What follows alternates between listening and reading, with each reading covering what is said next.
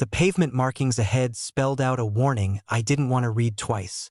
I almost didn't slow down. At first I thought the words were just ordinary road paint, one of those warnings about sharp turns or falling rocks. Something meant to catch the headlights for half a second and disappear beneath the tires. But the letters were too long, too deliberate. They stretched across the entire lane in thick, pale strokes that glowed under my headlights like fresh chalk. I eased off the gas. The hum of the engine dropped into a low murmur as the car coasted forward along the empty road. Cold air slipped through the small crack in my window, carrying the faint smell of wet asphalt and pine. Somewhere in the dark hills beyond the roadside trees, water trickled quietly down unseen rock. There hadn't been another car for nearly 40 minutes. The highway map on my phone insisted this road connected back to the main route 20 miles ahead. But the road didn't feel like a highway anymore. It felt forgotten. The beam of my headlights slid across the pavement, and the words came fully into view. Turn around. The letters were huge, blocky white paint stretching from one side of the lane to the other. I drove over them slowly. The tires whispered across the asphalt. The words vanished beneath the hood. In the rearview mirror, they shrank quickly into darkness. I told myself it was just a safety warning. Maybe construction ahead. Maybe a washed-out bridge. Still, I checked the map again. The screen glowed pale in the darkness of the cabin. According to it, the road continued straight through the mountains. No closures. No detours. Nothing unusual. The engine's steady vibration settled into the steering wheel as I picked up speed again. The road curved gently through tall black silhouettes of pine trees. Their branches leaned over the pavement like ribs closing around the lane. The yellow centerline looked faded, cracked, as if it hadn't been repainted in years. A mile passed, then another. The forest thickened. The darkness deepened between the trunks until it looked almost solid. The next pavement marking appeared without warning. My headlights caught it at the last second. Slower this time. I instinctively pressed the brake. The car rolled forward at a crawl. The letters were different. Turn around now. I stared at them as the car crept across the paint. My chest tightened. They looked fresh. Too fresh. The paint still held that slightly glossy texture you see when road crews finish a job at night. Except there were no cones. No construction signs. No tire marks from trucks. Just the road. And the forest. When the words disappeared under the car, I glanced automatically in the mirror again. The road behind me looked longer than it should have. The words had already vanished into the dark.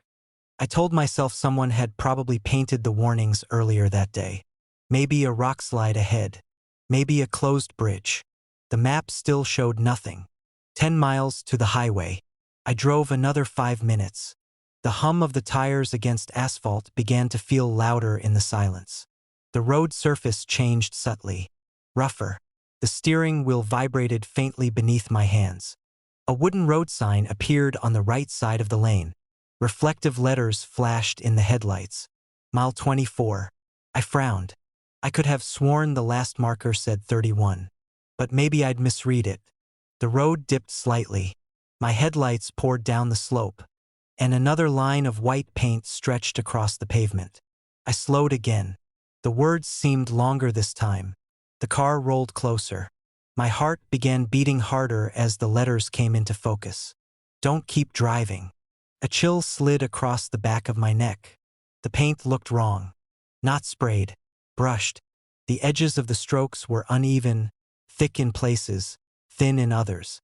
As if someone had written the warning by hand. Across an entire highway. I drove over the words anyway. The tires passed through the center of the sentence. The car climbed the hill beyond it. And when I checked the mirror, the message was gone. Not fading into darkness. Gone. Just empty pavement stretching behind me. I slowed further. The forest pressed closer to the road here. Branches scraped softly against each other in the windless air. The sound carried strangely through the open crack in the window, like quiet breathing. My headlights flickered across another sign. Mile 31. I blinked. That wasn't possible. The marker was identical to the one I remembered passing nearly 20 minutes ago. Same splintered post.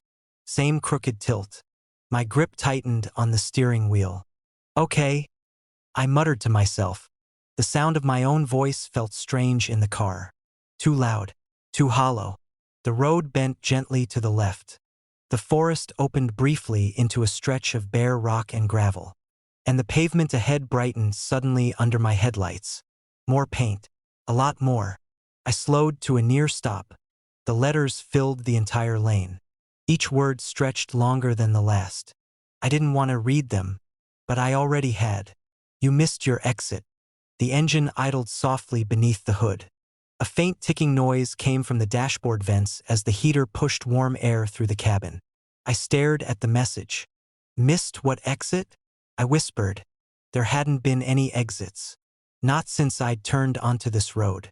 The map still showed the highway ahead. 10 miles. 9 now. The paint looked wet. My headlights reflected faintly off the surface of the letters. I drove forward. The tires rolled slowly across the words.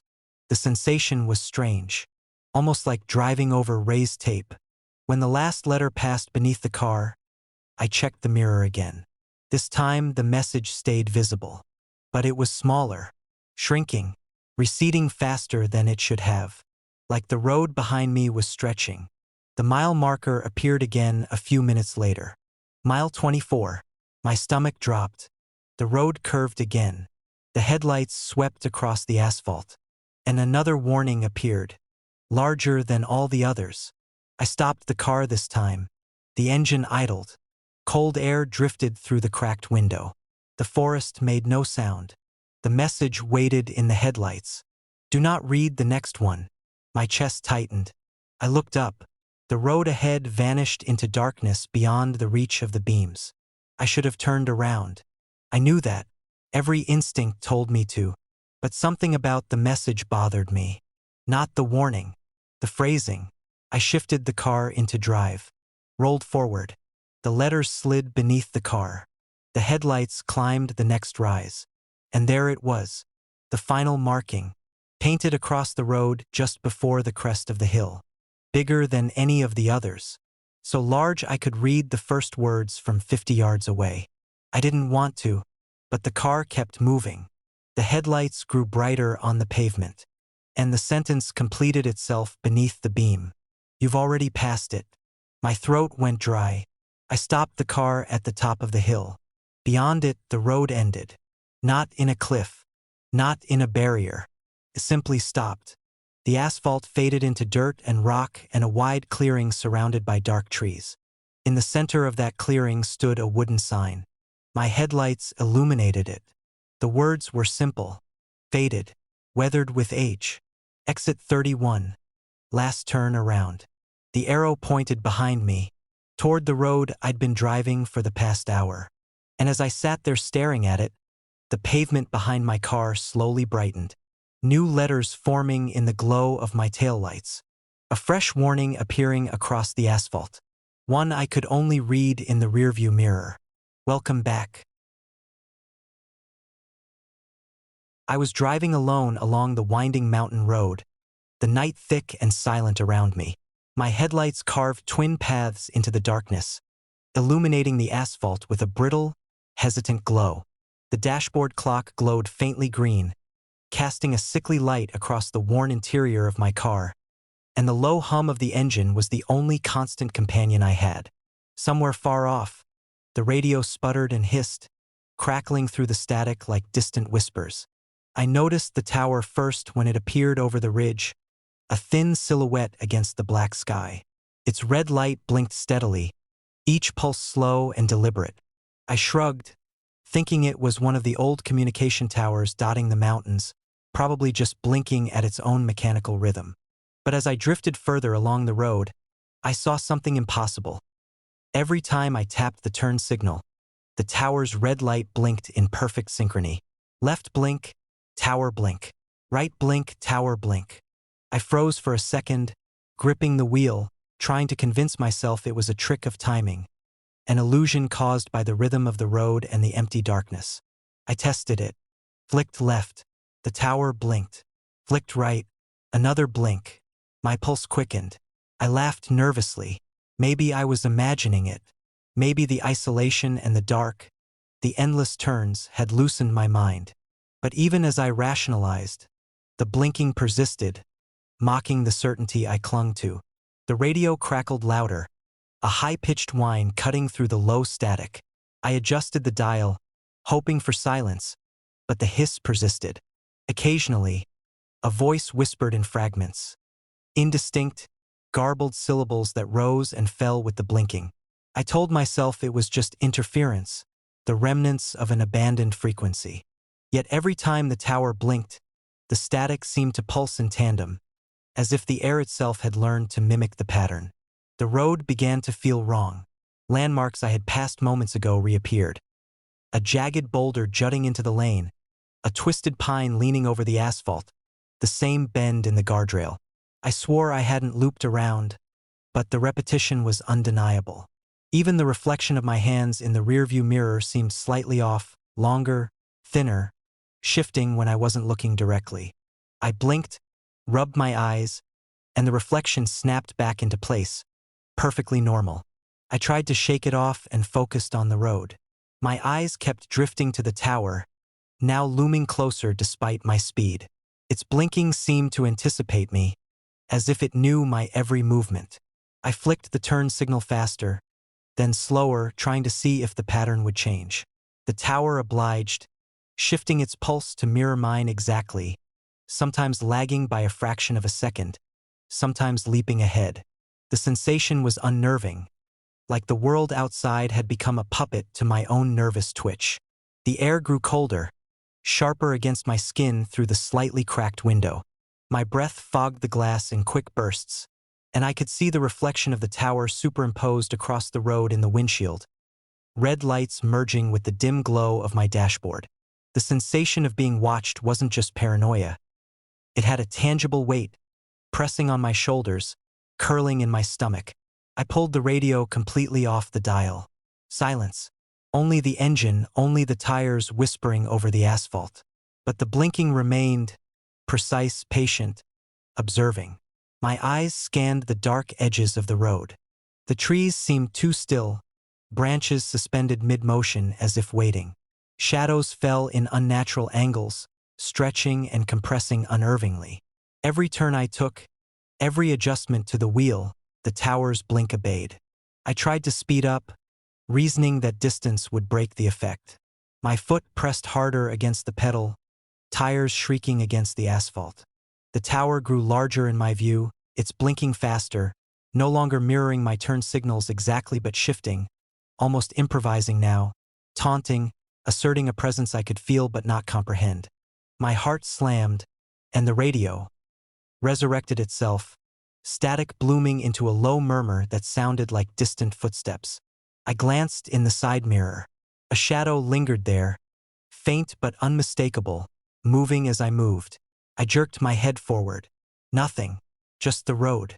But the reflection lingered longer than it should, following me down the endless stretch. The road twisted unnaturally. A series of familiar bends and rises appeared in sequence, looping back upon themselves. I realized I had passed a sign I recognized before, the reflective lettering glinting in my headlights. But the mile marker beneath it was different. Time was slipping, folding over itself. I could feel it in my chest, a rhythm that wasn't mine but matched mine. Heartbeat syncing with blink, blink, blink. My hands shook on the wheel. I tried not to flick the turn signal, fearing the tower would interpret the movement as some signal, some invitation. Yet my instincts betrayed me. I touched the lever, and the tower blinked. Just one, then two, then a cascade that seemed to echo across the mountains, shadows stretching longer, trees bending subtly toward the road, as if leaning to see. I thought about calling for help, reaching for my phone, but the signal was dead. No bars, no roaming. The isolation was complete. And then I noticed something worse. The blinking no longer waited for me. It led. It initiated. A sequence I didn't recognize, a rhythm that belonged entirely to it. My turn signals, my engine, even the trembling of my hands all followed its command, as if my body had become a conduit. The radio returned with a clear fragment of a voice this time. Not words exactly, but a cadence. A mocking, precise mimicry of my own breath, my own subtle movements, playing in the static like a mirror made of sound. I tried to focus, tried to resist, but the blinking, the tower, and the voice were all aligned, all patient, all aware. The road opened into a wide bend. In the clearing ahead, the tower's structure resolved fully, metal latticework stark against the black sky, blinking red like a single unblinking eye. As I approached, I realized something impossible. There were more towers, a field of them in the distance, all blinking in a vast, interconnected pattern. Each tower's pulse intertwined, creating a lattice of light that extended far beyond the horizon. It was a grid, a network, and I was at its center. I slammed the brakes, skidding against the asphalt, but the reflection of the towers in my windshield made it impossible to judge distance. The pattern in the glass had multiplied, towers overlaying one another, their red pulses merging with the faint glow of the dashboard and the turn signal. The static in the radio now spoke clearly, a rhythmic cadence that mimicked not just sound, but movement. Blink, blink, blink. A sequence I couldn't break, could barely perceive, but that I knew I was following anyway. I realized then the truth. It wasn't me observing the towers. They had been observing me, waiting for me to drive the road, to flick the signal, to breathe in rhythm, waiting for the moment I became a part of the pattern. My isolation had been an invitation, my turns a language they understood. I shifted the wheel sharply, trying to break the sync, trying to escape the invisible architecture.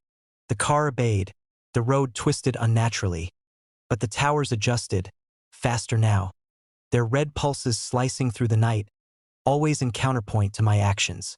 The radio now carried the sound of my own voice, or maybe the echo of a voice I would soon forget, repeating in the static, each syllable trailing into the blinking rhythm. I floored the accelerator, hoping to leave the clearing, hoping the mountains themselves might swallow me. The blinking intensified, not following, not leading, but communicating in a pulse I could not comprehend. And as the car hurtled down the bend, the last thing I saw before the towers disappeared into the folds of the night was a single light, separated from the grid, blinking with my heartbeat, waiting for the next turn, waiting for the next traveler foolish enough to answer its signal. I have not driven that road since, but sometimes when I flick my turn signal at night, when I'm alone, I swear I see a red blink, far off, waiting, precise, patient, and in that instant I know it remembers.